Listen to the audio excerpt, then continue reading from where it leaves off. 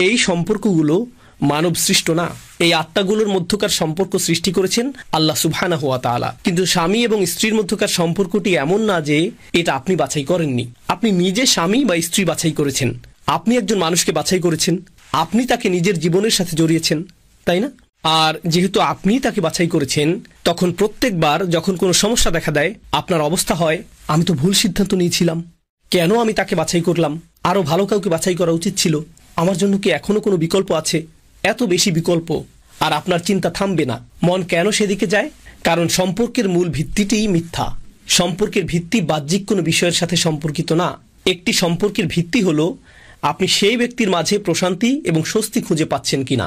আর আপনি যদি এখনও তা না পেয়ে থাকেন, তাহলে আপনাকে সেই মানুষটির ভেতরে সেটা তৈরি করতে হবে। কারণ সৌন্দর্য ম্লান হয়ে যাবে, বন্ধুত্ব দুর্বল হয়ে যাবে, দায়িত্বের বোঝা এসে পড়বে, আগের মতো আর সময় দিতে পারবেন না। কেউ বলে, তোমাকে বিয়ে করার আগে তোমাকে আমার অনেক ভালো লাগতো। অনেকে এরকম বলে, বুঝতে পারছি না বিয়ের পর কি ঘটে গেল। কিন্তু আপনি যদি সেই মানুষকে বিয়ে না করতেন, সেক্ষেত্রে আপনার কাছে থেকে তার কিছু পাওনাও থাকতো না। তো আপনি হয়তো একসময় তার সাথে কথা বলেছেন স্বস্তি পাওয়ার জন্য, তার সাথে কথা বলে আপনি আনন্দিত বোধ করেছেন, কিন্তু তখন আপনাকে বিল পরিশোধ অথবা পারিবারিক দায়িত্বাদি ইত্যাদি নিয়ে চিন্তা করা লাগেনি। অথবা আপনার মা কিছু বলেছেন বা অন্য কেউ কিছু বলেছে, এর কোনোটাই তখন ছিল না। ধরুন আপনি আপনার বাগদত্তার সাথে হালাল পদ্ধতিতে কথা বলছেন, আর তার মা চলে আসলো। তখন আপনি বললেন, ঠিক আছে, আমি তোমার সাথে পরে কথা বলবো, ঠিক আছে, সমস্যা নেই। কিন্তু যখন বিয়ে করে ফেলেন, তোমার মা কি বলেছে? উনি আমার সম্পর্কে কি কথা বলেছেন? উনি আমার দিকে এভাবে তাকিয়েছেন কেন? উনি আমার দিকে এভাবে তাকালেন কেন? উনি প্রথমে আমাকে কল দিলেন না কেন? উনি ঘন ঘন চলে আসেন। হঠাৎ করে এই সমস্যাটি সৃষ্টি হলো। আমি আপনাদের আলোচনা করছি না, আপনাদের অনেকেই রয়েছে এমন যে আপনি যেই মেয়েকে বিয়ে করতে চান তার সাথে কথা বলছেন, আপনি এটাকে হালাল বলছেন, কিন্তু ঘন্টার পর ঘন্টা কথা বলছেন, এরপর অনুভব করছেন সে আমার জন্য পারফেক্ট। ঠিক আছে, জানেন কেন সে এখন আপনার জন্য পারফেক্ট? কারণ এখন শুধু সে আর আপনি, এই সম্পর্কের মাঝে অন্য কেউ নেই। এই সম্পর্কের মাঝে অন্য কেউ নেই। যেই মুহূর্তে আপনি বিয়ে করেন, জানেন তখন আমরা কি ভুল করি? যখন আমরা তরুণ তরুণীকে বিয়ে দেই, কে তাদের মাঝে আসে? এখন এই সম্পর্কটি আর স্বামী স্ত্রীর মাঝে সীমাবদ্ধ না।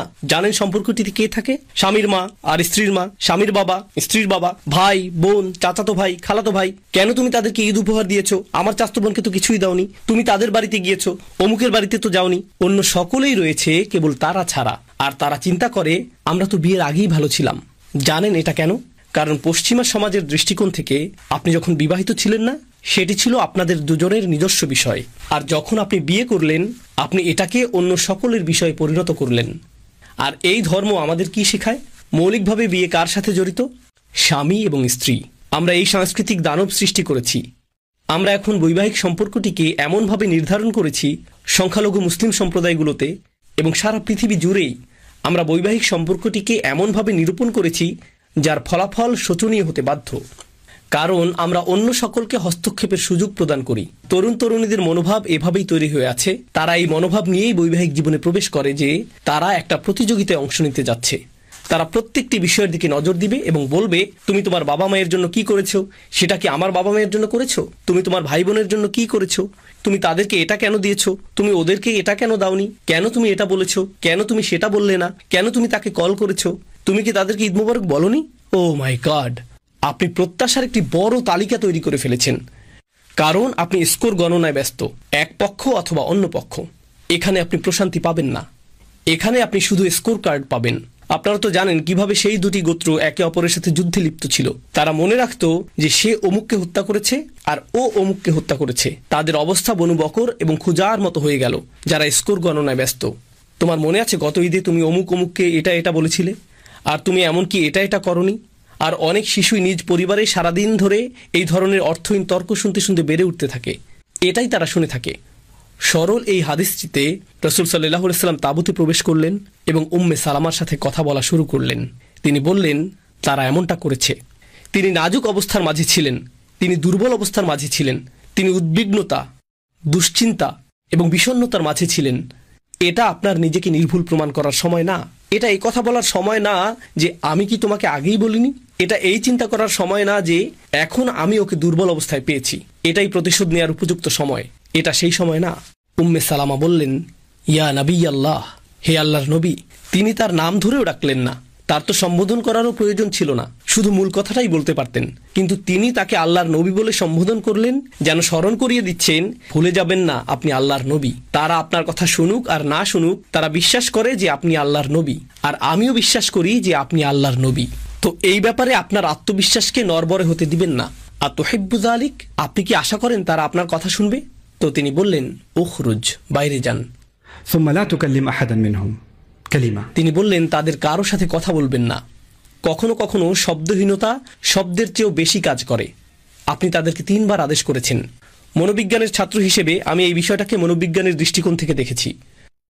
যখন আপনি কোনো আদেশ প্রদান করেন, বিশেষত আপনাদের কারো টিনএজ সন্তান রয়েছে, ইন্না লিল্লাহি ওয়া ইন্না ইলাইহি রাজিউন, যখন আপনি আপনার টিনএজ সন্তানকে বলেন, করিম এদিকে আসো, করিম করিম করিম, আর সে দরজা দিয়ে বেরিয়ে গেল, আপনি ডেকেই যাচ্ছেন কিন্তু সে গ্রাহ্য করল না, আপনার প্রতি তার মনোযোগ নেই, সে দরজা দিয়ে বেরিয়ে গেল।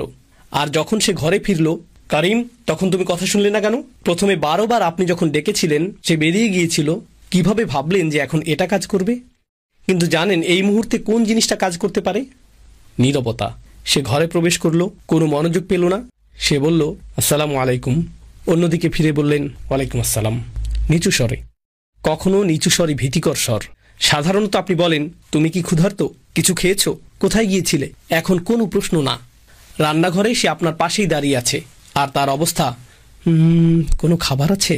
আর আপনি প্রশ্নটি উপেক্ষা করলেন, আর এর পরিবর্তে আপনি জাইনাবের সাথে কথা বলছেন, জাইনাব এদিকে আসো। আর আকস্মিকভাবেই কারিমের অবস্থা, আমি কিছু বলতে চাই।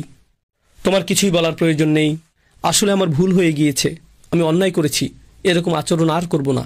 এই অবস্থায় আমার মনে হয় আপনার এখনো কথা বলা উচিত না, এখনো কারিম কারিম করা শুরু করবেন না, শুধু তার দিকে তাকাবেন, এটাই যথেষ্ট। শুধু তাকাবেন, এটা চেষ্টা করে দেখুন। সে ভিতরে ভিতরে গলে যেতে শুরু করবে, তার অঙ্গ প্রত্যঙ্গগুলো একে অপরের সাথে লেগে যেতে শুরু করবে। এটা বিস্ময়কর, আমি সবসময় এটা করি।